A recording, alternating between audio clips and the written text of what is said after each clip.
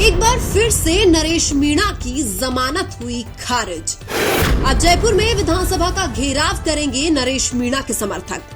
बार बार नरेश मीणा की जमानत खारिज होने के पीछे बताई जा रही है बड़ी साजिश। अब 4 फरवरी को होगी नरेश मीणा की जमानत पर अगली सुनवाई, लेकिन 4 फरवरी से पहले ही जयपुर की सड़कों पर उतर सकते हैं नरेश मीणा के समर्थक। समरावता गांव में हुए थप्पड़ कांड को 2 महीने से भी ज्यादा का समय हो चुका है, लेकिन अभी तक नरेश मीणा को जमानत नहीं मिली है। अब प्रहलाद गुंजल सहित नरेश मीणा के समर्थकों ने सरकार को विधानसभा घेराव की चेतावनी दे दी। एक तरफ है कांग्रेस बीजेपी के बड़े नेता और प्रशासन, जबकि दूसरी तरफ है नरेश मीणा और राजस्थान की जनता। क्योंकि नरेश मीणा की जमानत बार बार खारिज होने के पीछे कांग्रेस बीजेपी के कई नेताओं का हाथ बताया जा रहा है। कांग्रेस और बीजेपी के कई पावरफुल नेता नहीं चाहते हैं कि नरेश मीणा जेल से बाहर आए, लेकिन राजस्थान की जनता नरेश मीणा के साथ है, इसीलिए देर हो सकती है, लेकिन कुछ ही दिनों में नरेश मीणा जनता के बीच में दिखाई देंगे। नरेश मीणा ने जनता की भलाई के लिए राजस्थान के कई बड़े और ताकतवर राजनेताओं से पंगा लिया है,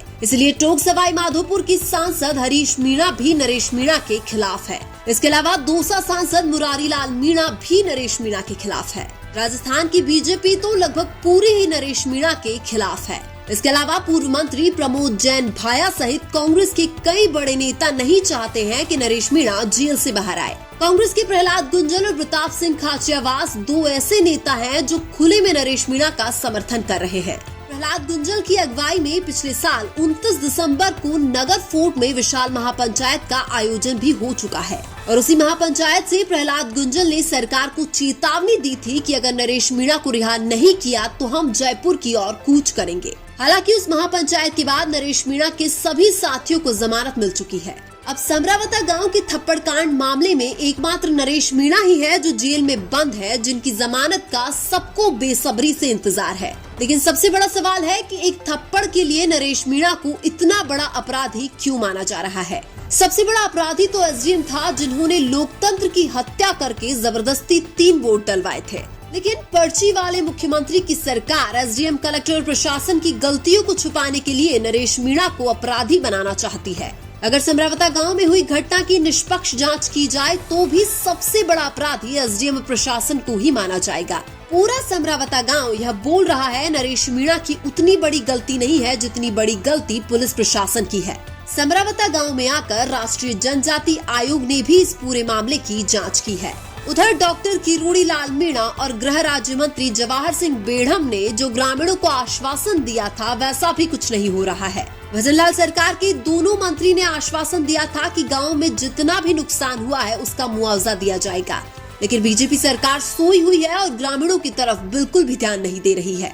किरोड़ी लाल मीणा और भजनलाल के बीच जो मनमुटाव है, उसका कारण समरावता गांव का मामला भी हो सकता है, क्योंकि किरोड़ी लाल मीणा एक ऐसा नेता है जो हमेशा गरीबों को न्याय दिलाने के लिए लड़ाई लड़ते हैं, और समरावता गांव को यह उम्मीद थी कि डॉक्टर किरोड़ी लाल मीणा उनको न्याय जरूर दिलाएंगे। लेकिन अब परिस्थितियां वैसी नहीं है और किरोड़ी लाल मीणा भी शायद अपनी सरकार होने की वजह से चाहकर भी कुछ नहीं कर पा रहे हैं। इसलिए अब नरेश मीणा के समर्थक आर पार की लड़ाई लड़ने के लिए जयपुर में विधानसभा का घेराव करेंगे।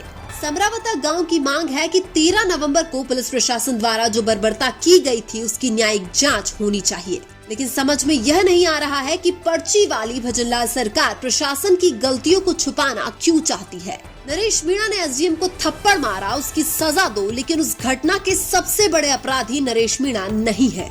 असली अपराधी तो आज खुलेआम घूम रहे हैं और पर्ची वाली सरकार कोई एक्शन नहीं ले रही है। यह सीधे सीधे लोकतंत्र की हत्या है।